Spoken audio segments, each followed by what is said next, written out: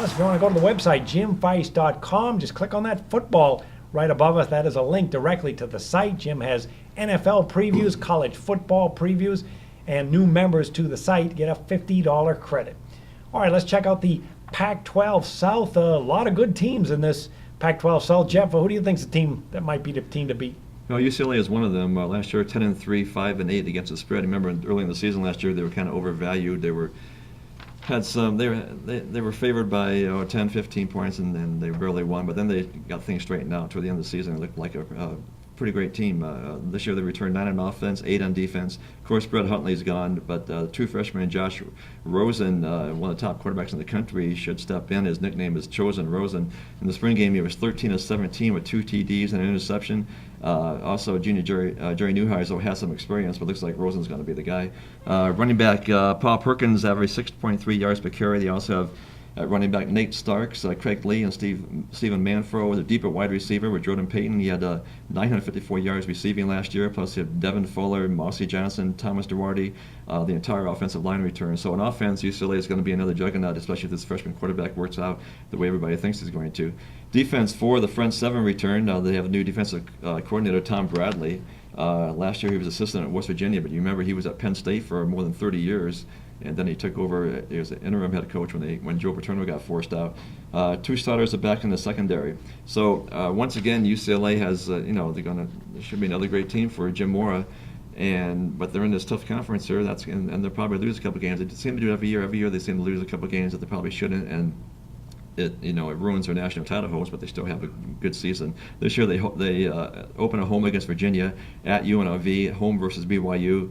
Home conference games are Arizona State, Cal, Colorado, Washington State. Road conference, Arizona, Stanford, Oregon State, Utah. Then the annual game with SC. So, I would like, every year, this goes back a long time. UCLA always seems to lose 2 or 3 games or 1 game, and they just can't seem to put it all together. And I'll go with a 9-3 season for UCLA this year. But it could easily go 10-2, even 11-1, John.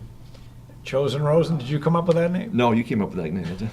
I did. Well, I didn't know about it until you told me about it, but that's a great nickname for he's a top-rated quarterback in the country, Chosen Rosen. What more can you say? Well, if he gets off to a cold start, he'll be Frozen Rosen pretty soon. I'm going to take a look at the Arizona Wildcats. They didn't cover a lot of games last year, 5-8 against the spread. However, Rich Rodriguez's club has been winning a lot. 10 wins, 4 losses last year. One of the best teams in the Pac-12 at 7-12, and they should be again. 6 starters back on offense. 5 on defense. His offense is just exceptional. 34.5 points per game, was 30th in the country last year. Great balance, over 281 yards passing, 182 yards rushing per game. And Rodriguez found a gem in this freshman quarterback, and Anu Solomon. He's back for his sophomore season. He had 28 touchdowns, 9 interceptions, 58% completions. He had a great season. Had some ups and downs at times, particularly the last game they played, which was the bowl game against Boise. They were a 2.5-point favorite. Lost 38-30 as Solomon got sacked 8 times and threw a couple of picks. But overall, you want him running your offense, especially coming back as a sophomore. They did lose 3 key players on the offensive line, but there's a lot of talent at the skill positions, starting with junior running back Nick Wilson. This guy had over 1,300 yards rushing last year, 5.8 yards per carry, 16 touchdowns.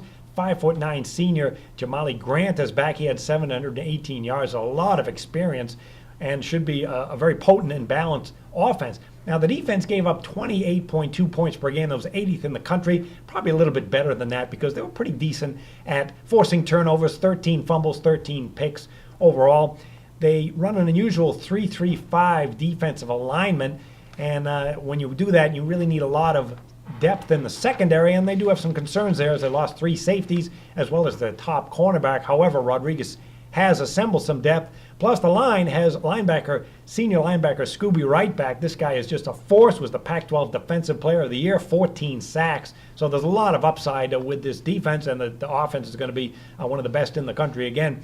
The schedule, they're going to start 3-0 with an easy schedule. Then they're going to host UCLA and then at Stanford. So there's some good tests there in October. So overall, this is going to be a fine team. And they do have a revenge game against USC November 7th. That was their first loss last year, 28-6. But overall, Rich Rodriguez's team is loaded. They'll be in the 9-10 win mark. All right, speaking of the team that beat them, the men of Troy, how do they look for 2015? Well, they look look great. I think the national title contenders. They returned 7 on offense, 7 on defense. Last year, 9-4, 7-6 against the spread. They had that loss last year to Boston College in that letdown situation after a big win at Stanford. Then they lost again to UCLA, third year in a row. But at the end of the season, a high note. They beat Notre Dame and then Nebraska in the bowl game. So Sarkisian's up-tempo offense produced 35.8 points per game. That was good for 23rd in the country. Senior quarterback Cody Kessler would be the starter. He completed nearly 70% of his passes, 39 TDs, 5 interceptions, 3,800 yards. The backup is sophomore Max Brown. He looked good in the spring game, but his time will come probably next year. 4 of the 5 starters are back on the offensive line. Justin Davis is back at running back. He averaged 4.6 yards per carry. Tree Madden returns after missing last season with an injury. Top receiver is Juju Smith, who was a freshman All-American. So once again, they're going to be a juggernaut on offense. Defense, they lose Leonard Williams at end, but they have plenty of talent to replace him. The Trojans have the top recruiting class in the country. They return Cyril Cravens at linebacker and Dory Jackson at cornerback, 2 of the best players in college football. So I think USC is going to be. I don't know if they can beat. It's going to be. Could come down to the last game of the season again against UCLA. If they can beat UCLA, that could mean an undefeated season for USC. They opened up versus Arkansas State and Idaho. There were 2 wins right there. Then they have the Notre Dame game is in October. The home conference games are Stanford, Washington, Utah, Arizona, UCLA. Road conference at Arizona State, at Cal, at Colorado, at Oregon. So the road conference games are not that tough. Most of their tougher opponents are at home. So everything looks good right now for SC. I'll go with 11-1 season, but I wouldn't be surprised if they go undefeated. Oh, really? Okay. Well, I'll take a look at the Arizona State Sun Devils. I mean, Coach Todd Graham, he has some detractors out there, but he's been winning back-to-back 10-win seasons. They were 10-3 last year, 6-3 in the Pac-12. He's got 6 starters back on offense, 7 on defense. They beat Duke in a bowl game, 36-31. Didn't cover a 7.5-point chalk.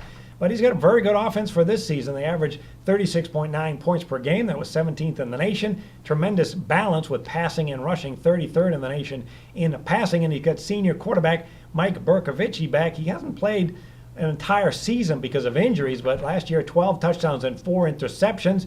Shared time with Taylor Kelly, but he opened eyes when he played back-to-back games against USC and UCLA. In those games, he threw for 488 and 510 yards, a total of 8 touchdowns and 2 picks. 3 offensive linemen return, plus they get senior running back DJ Foster. Boy, is this guy an absolute beast in the backfield. Over 1,000 yards rushing, 5.6 yards per carry. Oh, and he also caught 62 passes for 688 yards. So this guy does it all in his senior season. And he's not alone. They got junior running back Demario Richard. He had almost 500 yards. And 5'11 senior wide receiver Cameron Smith is back. So it's a very balanced and potent offense. The defense, though, it was average last year. They do have 7 starters back, but they were 76th in the nation in points allowed, 27.9 points per game. Up front, they got Jackson Hood. He's a senior nose tackle. And in the secondary, they do have senior safety Jordan Simone. The schedule, though, is not going to be easy, and it's going to start right off the bat. They're going to be playing Texas A&M, technically at a neutral site at Houston's NRG Stadium, but it's a fast Aggie offense that Arizona State is going to have to contend with. They do play only 4 road games all year. A couple of them are tough at UCLA and Utah. They also play at Washington State and Cal. The revenge game is going to be October 3rd. That's going to be against UCLA because a year ago, Arizona State started 3-0. Then the Bruins not only beat them, but crushed them 62-27. They're also going to be hosting USC on September 26th. That was a wild 38-34 game that Arizona State won last year, but it was an embarrassing one for USC as they blew a late lead. So it is a bit of a challenging schedule. Keep in mind, if you like to play totals, Arizona State 16-11 run over the total. And I think I can't imagine this team winning 10 wins again. I think they take a little bit of step back because of that defense, ranked 76 in the country in points allowed, maybe 8 wins this year. All right, Jeff, who else is shining here in the Pac-12? Well, they're not shining, but it's Colorado. It's returned 6 on offense, 9 on defense. Last year, 2-10. 0-9 in the conference, 6-6 against the spread. Mike McIntyre is doing his best to try to rebuild his program, but he's 6-18 in 2 years. Junior Sefo Lufau started quarterback last year, 28 TDs, 15 interceptions, 3,200 yards. Michael Atkins returns at running back. He averaged 4.9 yards per carry. 3 of the 5 starters are back on the offensive line. Wide receiver core is solid. As senior Nelson Spruce, 12 TDs last year, nearly 1,200 yards. Plus, he has sophomore Shea Fields, 486 yards. 3 starters are back on the offensive line. Defense, they have a new coordinator, Jim Levitt. Remember him from South Florida. He was there for 13 years. Last year, Buffalo's allowed 5.6 yards per carry. 3 of the 4 return on the line, plus Samson Kefafalu, who sat out last season with an injury, and they also have excellent linebacker there with Addison Gillum and Kenneth Oligbodi. So there is some talent on this team. Just I'm not sure if there's enough of it and if they're deep enough. Last season, Colorado was 125th in the country in forcing turnovers, weak on third downs, and they allowed 205 rushing yards per game. The secondary is excellent, though, led by seniors Jared Bell and Ken Crawley. So, as I said, there is some talent in this team, but but right now, for this division and in the Pac-12, I don't think it's just not enough. They open at Hawaii, and they have a home game against UMass, and then they have the Colorado State game in Denver, home game against Nicholls State. So as far as non-conference schedule, they could get 3 or 4 wins right there. But when the conference starts, it's a different story. They have some tough home conference games: Oregon, Arizona, Stanford, SC. Road conference: Arizona State, Oregon State, UCLA, Washington State, Utah. I don't see many wins there in the conference. So overall, they might pull out a 5-win season, John.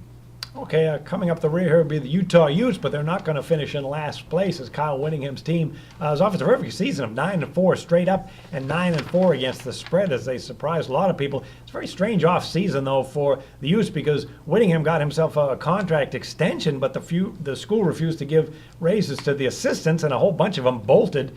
A lot of them to other Pac-12 schools, too. So Utah's going to be opening with a couple of new offensive coordinators running the show, and Aaron Roderick and Jim Harding. Plus, there's a new defensive coordinator, too, in John Peace. You got 6 starters back on offense, 5 on defense. Utah likes to run a balanced offense under Whittingham, and boy, were they balanced last year, just over 190 yards rushing and passing per contest. They averaged 31.3 points per game, and they'll be fine this year because 6'6", 240-pound senior quarterback Travis Wilson is back. 18 touchdowns, 5 interceptions, rarely turns the ball over. Does get injured at times, but he's a very efficient quarterback. And he's not alone because senior running back Devontae Booker is back. This guy had over 1,500 yards rushing, 5.2 yards per carry. Throw in Bubba Poole, and the backfield is really loaded, and the offensive line is really loaded with talent. So this ground game is going to be terrific. Wide receivers, on the other hand, a little short on experience outside of senior Kenneth Scott. He had 506 yards. But it should be a good offense because the ground game and offensive line will set the tone. And the defense is very good, too. 24.9 points per game last season. Marcus Williams returns up front, and he's joined by Andre Godfrey and Tevin Carter. So it's going to be a very good season, 7+ wins. The schedule, though, from September 19th to November 14th, they're going to be playing 5 of 8 games on the road. There's some challenges in there at Fresno, at Oregon, at USC, at Washington, and Arizona. So, boy, reaching that 9 to and approaching 10-win plateau is going to be difficult, but they got enough talent to have a winning season. And if you like to play totals, Utah, with a tough defense and ground-oriented ball control offense, 17-9 run under the total. I see that trend continuing as well. All right, let's tell you about some specials that we have that you can get aboard early before football season starts. Jim Feist has an early bird football special for NFL fans. You're going to get the entire preseason, 4 weeks, including his preseason game of the year for $29. Just call the phone number on your screen. And you can sign up early with Jeff Sod at Las Vegas Sports Services as well, Jeff. Yeah, you get the entire preseason, the entire month of August. In other words, the entire preseason, only $19. The LVSS, just number on your screen there, 1-866-575-8916. Preseason football, it's a time to make a lot of money. Some handicappers like it better than the regular season. So you get the entire preseason LVSS and just $19. All right, make sure you get on those early bird specials early before August football starts. And make sure you check out jimfeist.com for NFL and college football previews, articles, and videos. We'll see you next week with another edition of the college football version of Proline.